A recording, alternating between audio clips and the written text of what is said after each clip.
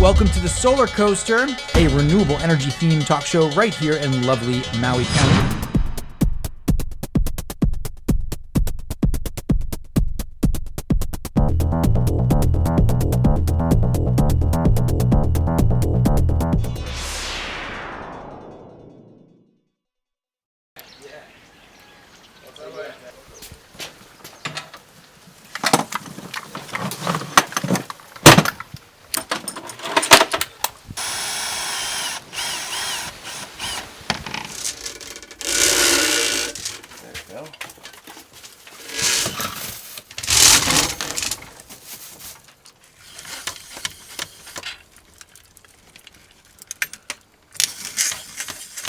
When you were trying to pick up the batteries from.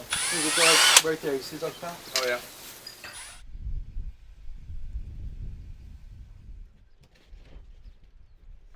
That screws to hold it on. Go right there. That's...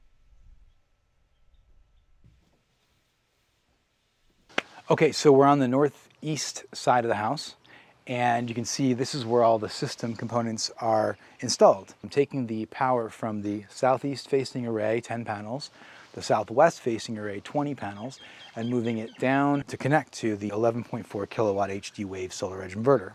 So this is what allows us to store energy.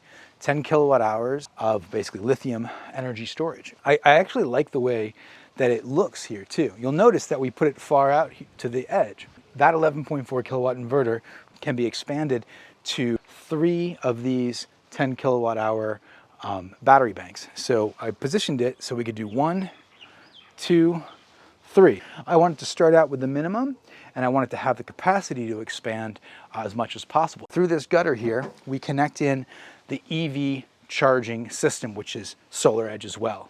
And we're gonna take a look at that next. So here it is.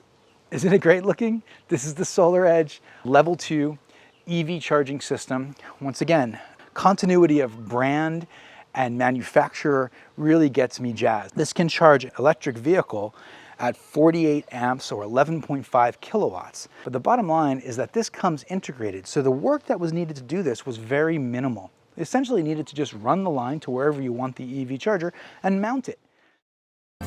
Welcome to SolarEdge Home,